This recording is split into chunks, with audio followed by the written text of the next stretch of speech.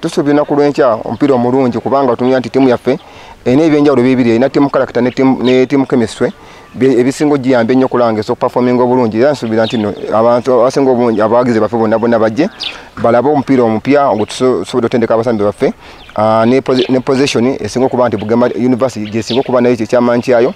Ndowooza ajja kulaba ne performance yayo kuva mu National League ewedde 2023 ne mu University empira egiyise gyonna nti ttiimu tena kutebibwamu goozi zonna ekulaga nti nno mmalirivu ku kyekola kyonna neeteefuteefu.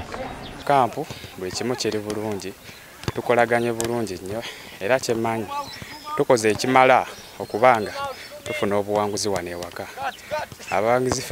Abasambi ffenna tuli mu mbeera nnungi, tetusaba kimu Katonda atteremu bwangu tusobole owangula omupiira ogwo. We are getting ready for our forthcoming game on Tuesday against Bugema. It is our first meeting with them in this campaign, and I can say the mood in the camp, we are quite happy with the preparation. We have done, ever since we finished our group stages, I feel we are ready now to play them.